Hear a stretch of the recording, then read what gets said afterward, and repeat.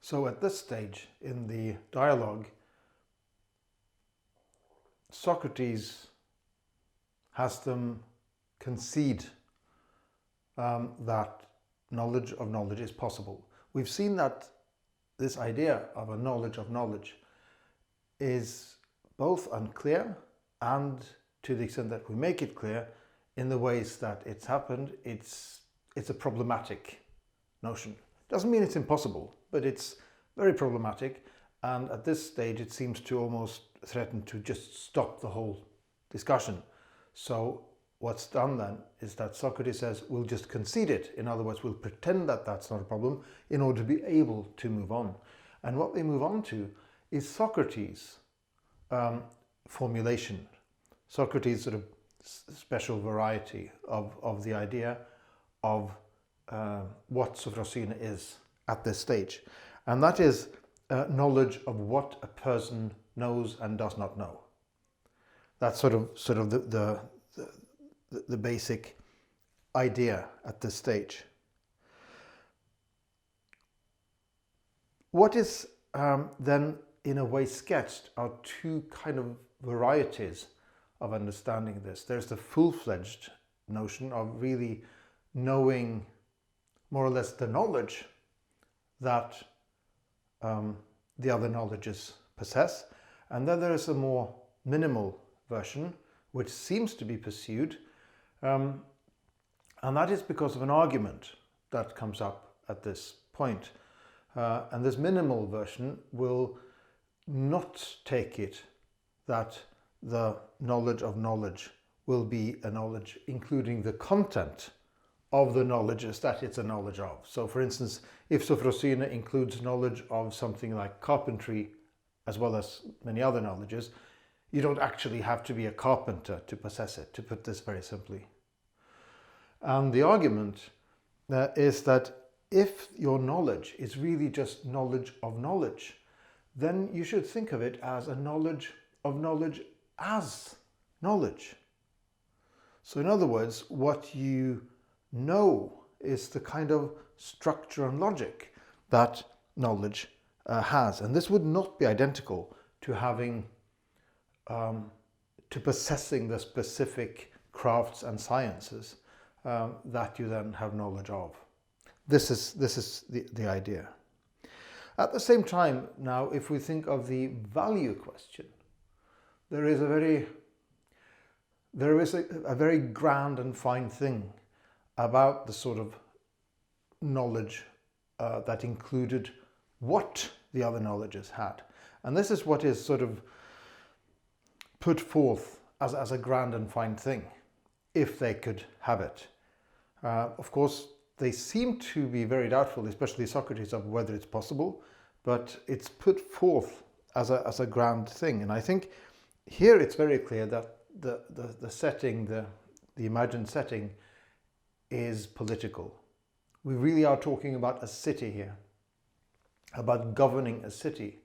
And if you could know fully what people know, then for one thing, you'd be completely rid of charlatans, people who pretend to knowledge that they don't have. But also all the people who don't know if they know, which seems to be a very common thing as well. You would end up, if you were the boss and you had this kind of knowledge, then you would be able to fill every position, every function with knowledgeable people. And that would mean that you had, in contrast to some of the earlier cities that have been sketched, you would have a really well-governed city, a city where things worked very nicely. And when they then turn to the more reduced, perhaps the more minimalist idea of the knowledge of others' knowledge, then it's no longer an idea including the knowledge of the sort of the knowledge internal to those other knowledges. It's more now just knowing what knowledge is. And that would still be very helpful in many ways, although it doesn't sound as grand as running a city as wonderfully as we've just portrayed. This more minimal version would be something more like being very much better at both learning and teaching, because you know knowledge as knowledge. So you know what kind of thing knowledge is, and you know the kind of structure, the kind of logical implications, etc., that you find in knowledge. And so you would be much better at picking up new knowledges, and of course you'd be much better at teaching it as well. So this is of course not as grand as running a perfect city, but it is much better than nothing. And of course, for both of these varieties of a knowledge of knowledge, it's intriguing to ask what would be the relation to the thing that Socrates seems always to be doing. His elenchus, you will recall, is a method for testing knowledge, for testing what other people know. So the big question in that connection would be, is or could Socrates' kind of knowledge, his kind of method, his kind of activity, could that count as perhaps at least one of these knowledges in some way? That would not necessarily mean that this is what they have in mind, because then we would also have to think, especially if we thought of the grand kind of knowledge, we would have to think that that kind of procedure is going to help you run a city. Well, maybe it is, maybe it isn't. That's something that would have to be argued and looked into. But there is something intriguing here about the addition, of course, that Socrates has put into his reformulation, namely other people's knowledge, but also including when they don't know. And that seems to be very much what Socrates himself is doing.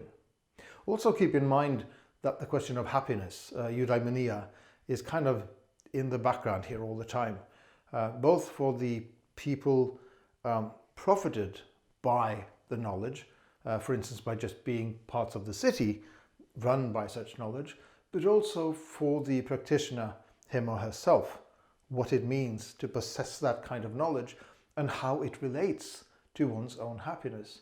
Would one's own happiness then be only some kind of a product from this activity, or might it somehow be the activity itself?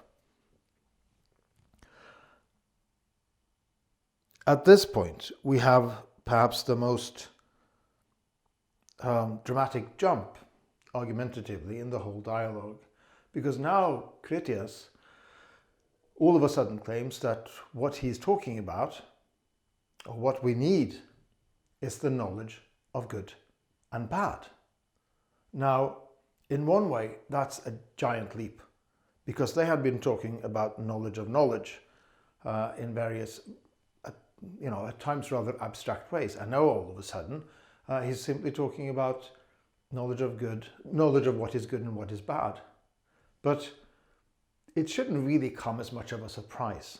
After all, this has been right under the surface when it hasn't popped up from the opening of the dialogue.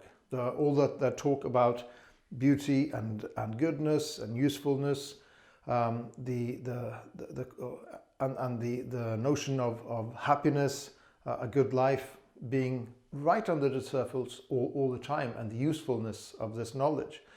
It's really no surprise that it's now all of a sudden brought to bear as an idea of knowledge of good and bad in one way or another.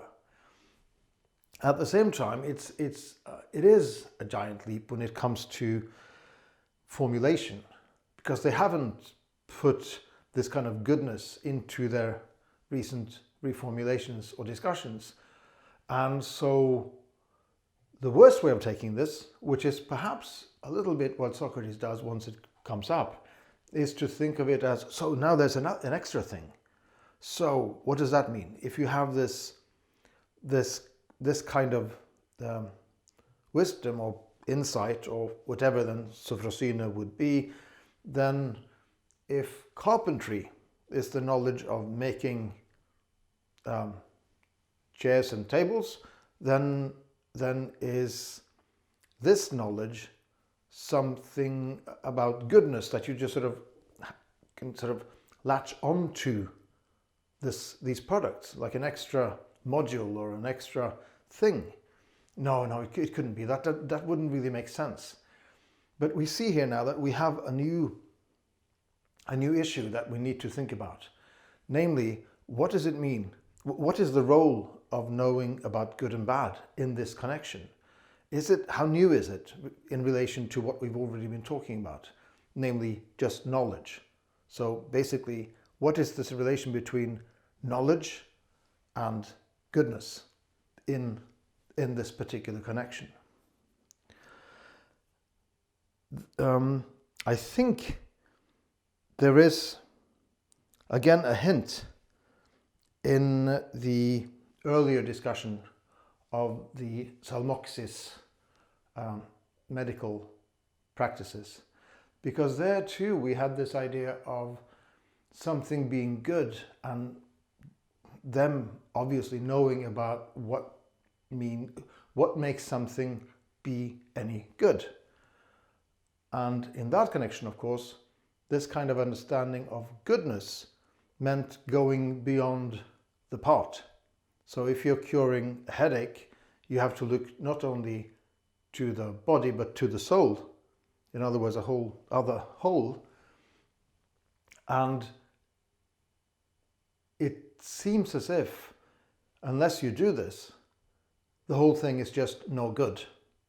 So there is something about an idea of knowledge and goodness hanging together, perhaps when you can talk about the whole somehow, rather than just the parts.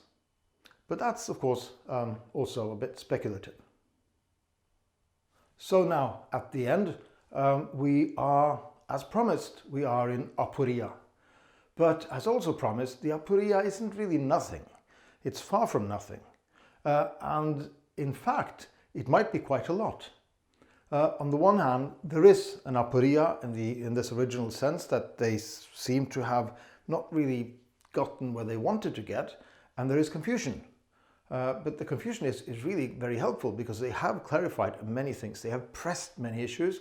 They have clarified many questions and about relations between things. So a lot of things have been done. At the same time, part of the self-criticism that Socrates carries out at this stage, I think, is also relevant. When he talks of himself as being useless, there is this useless as at this kind of inquiry. There is this notion or foregrounding then of the inquiry being very important. So perhaps there is something here about whether it's Socrates being useless or the inquiry, how the inquiry is relevant to as a method to the object that they have been searching for, namely sophrosyne. There is this foregrounding of it, where Socrates even speaks of the search, the investigation, almost like as if it were their enemy.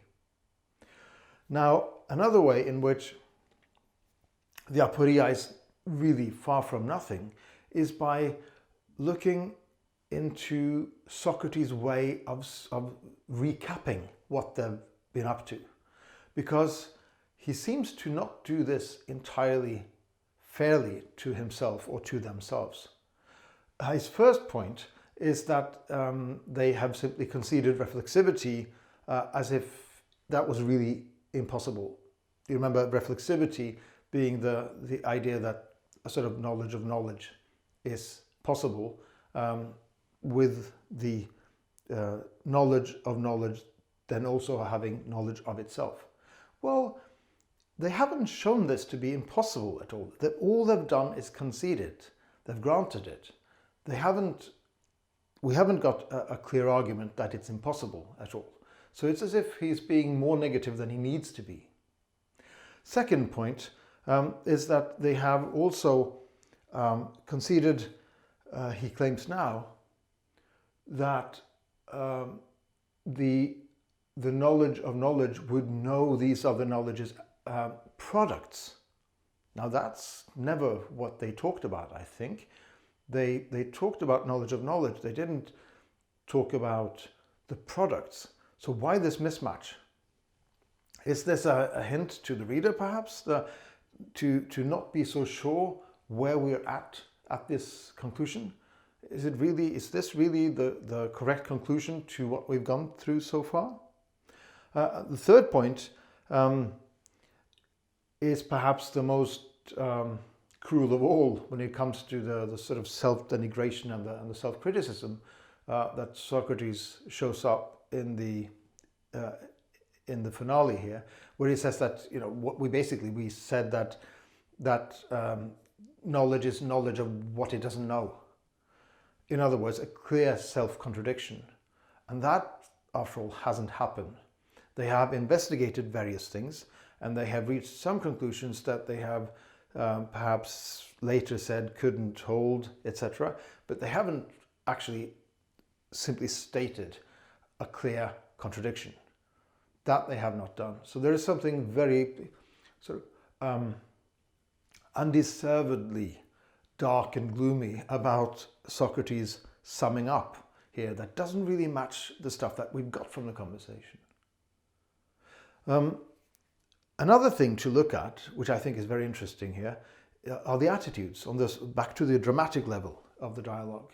Charmides, remember, was someone who was probably in a way, you know, clever young boy, also in a way pretty sure of himself at the opening. I think he was pretty used to getting things his way. When he was supposed to get this original cure for the headache, but now he has changed, he has moved. So now he's at a point where he openly says, I really have no idea what Sophrosine is or whether I've got it. And also, he says, I will devote myself to this man and to this activity until I've got it. In other words, there is a really change of heart in Charmides when it comes to his basic attitude that I think is also relevant to seeing what's come out of this kind of discussion that they've had. Of course, with the historical background that the original readers would have, they know that, you know, this didn't work out quite as well as we might have wished at this point. But then again, that's part of the issue of Sophrosine, isn't it? Knowing the future and knowing how things will turn out. If it's the kind of knowledge that will tell you something about what's good for you and what's not. Same thing, or analogously, we have Critias, who has been part of this conversation and probably on some level will agree with Socrates that, yeah, we don't really know what we're talking about, perhaps. But at the same time, he says now that he can see that that young Charmides has Sophrosine. So in other words, he seems to think that you can identify it and it's something that exists and it's possible to have it. And of course, with Socrates, although he's being gloomy about it, or pretending to be gloomy about it, it's difficult to infer from this kind of dramatic text what kind of mode or mood you have. But in spite of this rather dismal summing up, he is clearly in it for life. This is his kind of activity, to continue forever investigating these kinds of questions. And we've already seen that one question among many that's relevant, been made relevant to us, is the relationship between the sort of activity that Socrates carries out in Plato's dialogues and the sort of activity or dynamis, ability, that Sophrosine has been suggested to be. So this is really quite a there's quite a lot going on here in the final few lines, basically, of the dialogue. Keep also in mind this question of benefit to oneself and to the other and to the community. They each seem to have benefited somehow, and they also seem to have benefited each other in this conversation. Now, a bit more speculatively, what kind of knowledge could this Sophrosine be if it's a knowledge of good and bad one way or another? Here, of course, Tuozzo turns to the Republic, book 6 in particular, and the simile with the sun. Now, the idea there is that even the highest kind of what we normally call knowledge, something like mathematics, is still just hypothetical. And it's only when you turn to the highest kind of knowledge that you can say that you actually have full knowledge. When you turn back around and look back at the others, it's no longer hypothetical because you've got this first knowledge. Now, probably that's a pretty different kettle of fish, but it's the kind of thing that we can discuss. What we can anyway take with us is the idea that if Sophrosine is or includes somehow a knowledge of the good and bad, then perhaps it isn't just an added piece of knowledge that you add to all the other knowledges. Perhaps it's the kind of knowledge that is, to return to an early topic, that's unconditional, where the others were conditional. That's not hypothetical, where the others were hypothetical.